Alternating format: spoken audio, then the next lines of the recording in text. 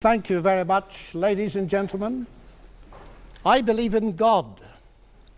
I believe in the supernatural God who created the heavens and the earth. I believe in a God who holds the heavens and the earth in existence. I believe that on the basis of rational evidence, similar to the beliefs held by the founders of this house, who gave this university the motto, Dominus Illuminatio Mea. They saw no contradiction between faith in God and the utmost excellence in rational inquiry.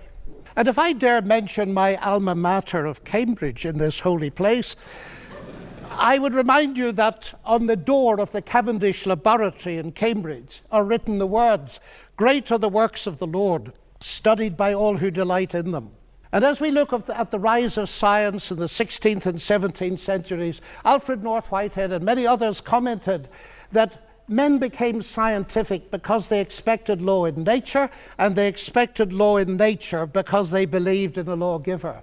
So, ladies and gentlemen, I'm not ashamed of being both a scientist and a Christian, because arguably Christianity gave me my subject. What I am amazed at is that serious thinkers today continue to ask us to choose between God and science. That's like asking people to choose between Henry Ford and engineering as an explanation of the motor car. When Newton discovered his law of gravity, he didn't say, "I've got a law, I don't need God." No, he wrote the Principia Mathematica, arguably the greatest work in the whole history of science, because he saw that God is not the same kind of explanation as a scientific explanation. God doesn't compete. Agency does not compete with mechanism and law. Why is there something rather than nothing? Alan Sandage, the brilliant cosmologist who became a Christian in his 50s, said God is the answer to that question. But people are now so desperate to show that the universe created itself from nothing, which seems to me to be an immediate oxymoron. If I say X created Y, I'm assuming the existence of X to explain the existence of Y. If I say X created X, I'm assuming the existence of X to explain the existence of X, which simply shows that nonsense remains nonsense even if high-powered scientists utter it. It reminds me a little bit of G.K. Chesterton, who said, "It is absurd to complain that it is unthinkable for an unthinkable God to make everything out of nothing, and then to pretend that it is more thinkable that nothing should turn itself into everything." The heavens declare the glory of God, says the ancient psalm. And we've unraveled a bit of that, seeing the fine-tuning of the fundamental forces of nature. It's something that's so striking to scientists that it demands explanation. And it seems to me that Arno Penzias hit it right. He is the Nobel Prize winner who discovered the microwave background on which a lot of the evidence for the Big Bang is based. He said astronomy leads us to a unique event, a universe which was created out of nothing, one with the very delicate balance needed to provide exactly the right conditions required to permit life, and one which has an underlying, one might say, supernatural plan.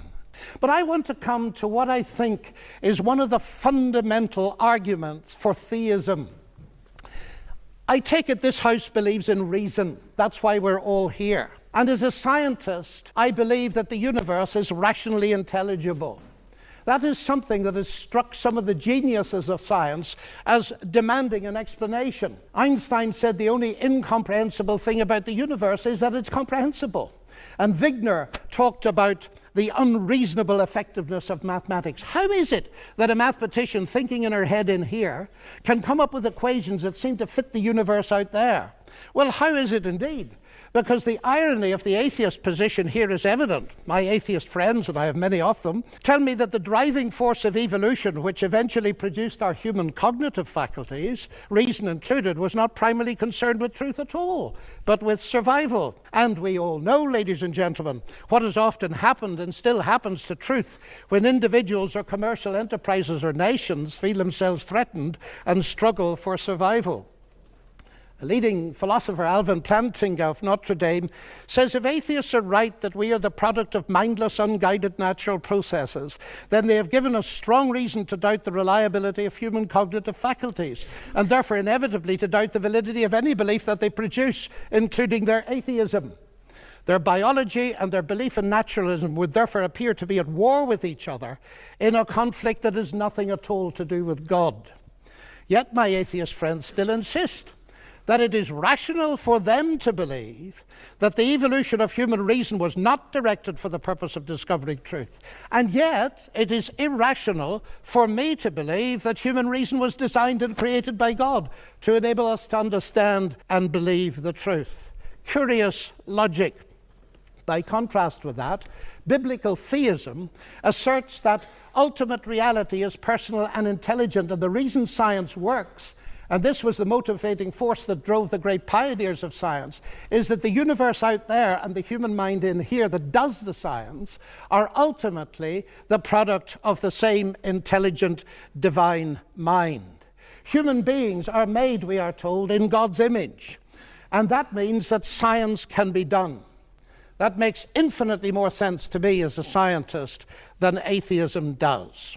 Now let me come briefly to ethics. Ethical behavior, like rational behavior, of course, does not itself require religious belief. This is consistent with the fact that humans are created in God's image as rational moral persons.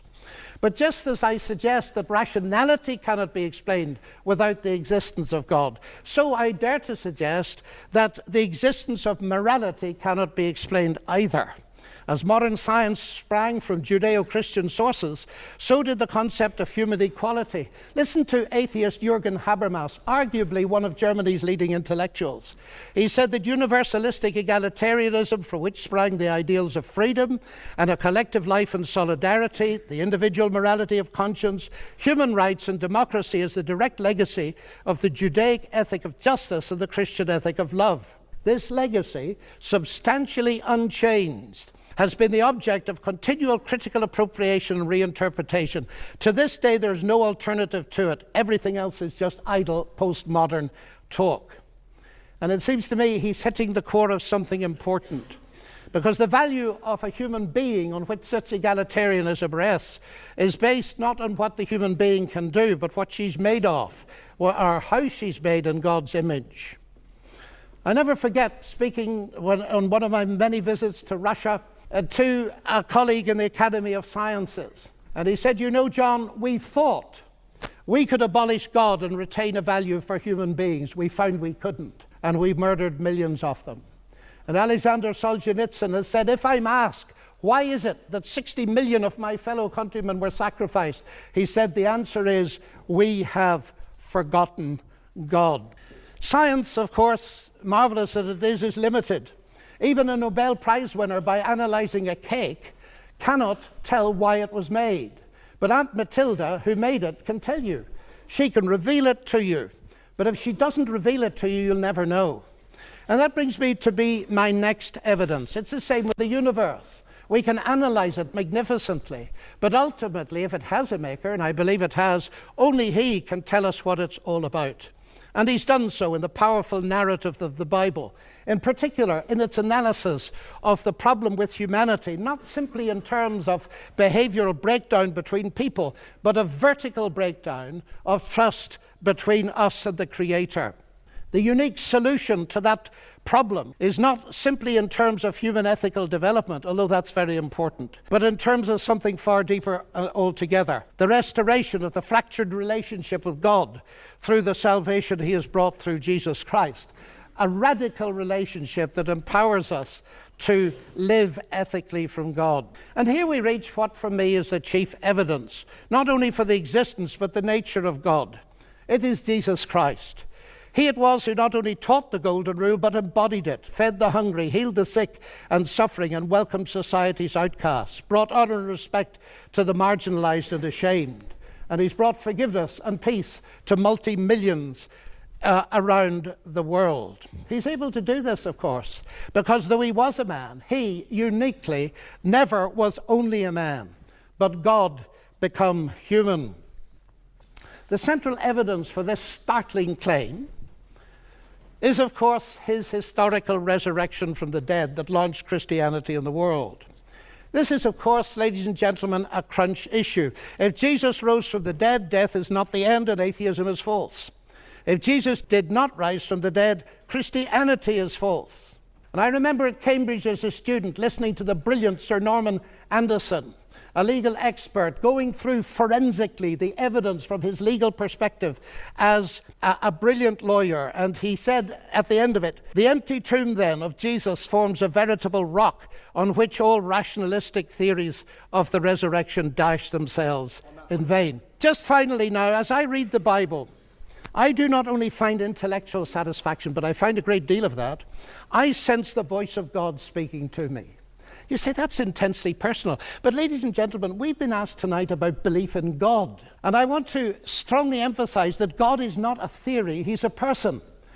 And if the origination of me qua person is a personal God, then the most exciting thing really is there a possibility of getting to know God? And so I don't simply believe there is a God. I've come to know him and trust him.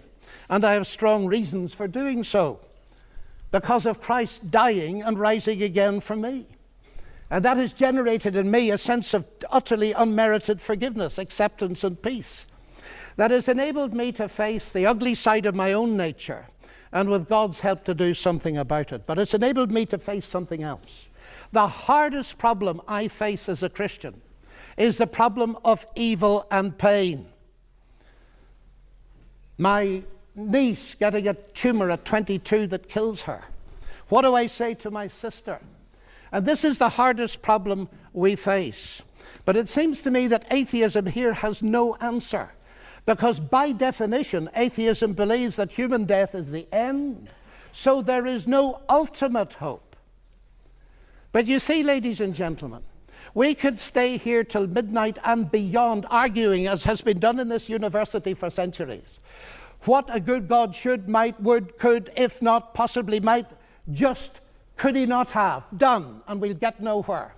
So it seems to me there's another question we can ask, and it's this. Granted that life presents us with a double picture. We see some beautiful things. We see some ragged edges. We see hurt and pain, and we see joy. How can we come to terms with that? And it seems to me here is no simplistic answer, but a window into an answer, and it's this. If it is actually true that Jesus is, as I believe him to be, the Son of God, then we can ask the question, what is God doing on a cross? And the answer comes back at the very least. God has not remained distant from our human suffering, but has become part of it. And the other side of that is this. Because Jesus rose from the dead, he is going to be the ultimate judge. Now here's an irony, because atheism has no ultimate hope of justice by definition. The vast majority of people in the history of the world have died without justice and will die without justice. And if death is the end, then of course they have no hope of ultimate justice. But the promise in the New Testament, guaranteed by the resurrection of Jesus, is that he is to be the judge in the coming day. So, ladies and gentlemen, those are some of the reasons why I believe that God is real and worthy to be trusted. Thank you.